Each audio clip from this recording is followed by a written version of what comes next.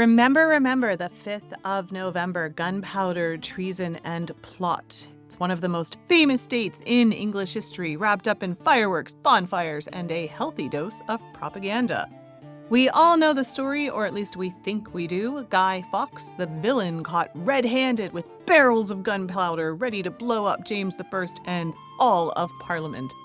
But like most good legends, the real story is a lot messier and far more interesting. Much of what we know about the Gunpowder Plot comes not from unbiased reports, but from the official spin.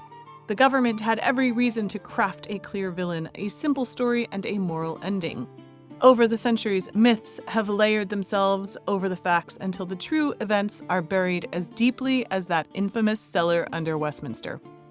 So, I'm popping in extra today to look at 6 of the biggest myths about the Gunpowder Plot, starting with the most famous one of them all. Let's dig in.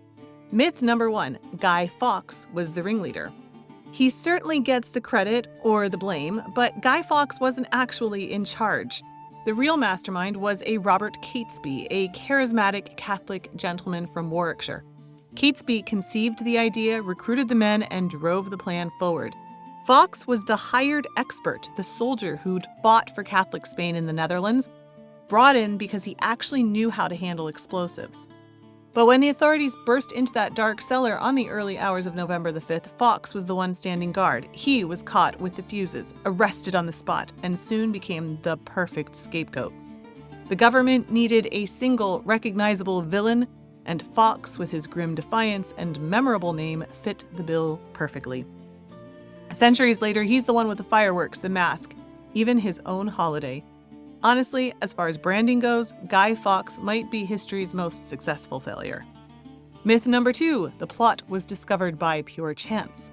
That's the story we all learned, a mysterious anonymous letter warning Lord Monteagle to stay away from Parliament, which sparked a search and led to Fawkes' arrest. But many historians suspect that the government already knew what was going on.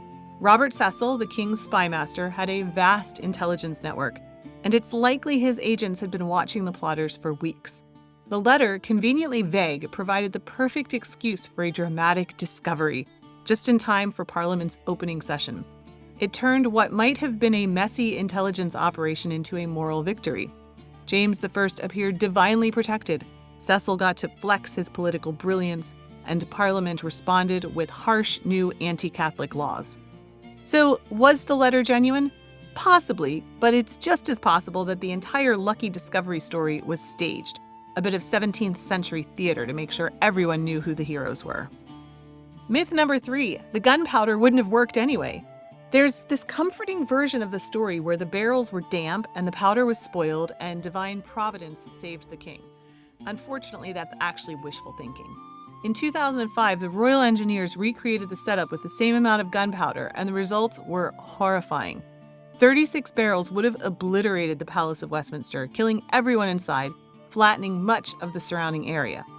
If Fawkes had struck that match, it would have been one of the deadliest terror attacks in all of European history. The damp powder myth came later, partly to give the whole affair a moral sheen. In truth, it was luck and good timing, not moisture, that kept the Houses of Parliament standing. Myth number 3, Bonfire Night began as a people's celebration. It feels like such a folk tradition, kids with sparklers, effigies of the Guy, fireworks lighting up the November sky. But the first Bonfire Night wasn't a grassroots party, it was a government order. In 1606, Parliament passed the Observance of the 5th of November Act, requiring an annual service of thanksgiving for the king's deliverance. Communities were expected to light bonfires, ring church bells, and give thanks for Protestant survival. It was essentially state-mandated rejoicing, propaganda disguised as piety. Only over time did it loosen up and turn into the loud, smoky street festival that we know today. The religious overtones faded, but the image of Guy Fawkes burning on the bonfire endured, a yearly reminder of England's great escape and the dangers of disobedience. Myth number 5, the conspirators met a merciful end. Yeah, they didn't. After torture and interrogation, the surviving plotters were hanged, drawn, and quartered, the full punishment for treason. Fawkes managed one final act of defiance, jumping from the scaffold and breaking his neck before they could start. The rest were not so very lucky. Myth number 6, the Gunpowder Plot was an isolated act of fanaticism. It actually wasn't random madness, it was the desperate culmination of decades of religious persecution. Under Elizabeth I and continuing into James's reign, English Catholics faced fines, imprisonment, and exclusion from public life. For Catesby and his circle, peaceful resistance seemed impossible. Their plan was catastrophic, but it came from decades of frustration. So the next time you hear that chant, remember the 5th of November, remember that the story we tell was very carefully crafted. The powder was real, the terror was real, and the myths, they've been smoldering ever since. So there you go. I will direct you in the comments below to the full episode I did on the Gunpowder Plot years ago, maybe 5, 6 years ago, 6, 7? 6, 7, I just did the 6, 7 meme. 6, 7, I have a tween. I know all about 6, 7. Anyway, at some point, many years ago, a few years ago, I did a full episode on the Gunpowder Plot, and I will link to it down below. All right, my friend, have a wonderful November 5th. If you are celebrating, be safe out there, and I will talk to you soon. Bye-bye.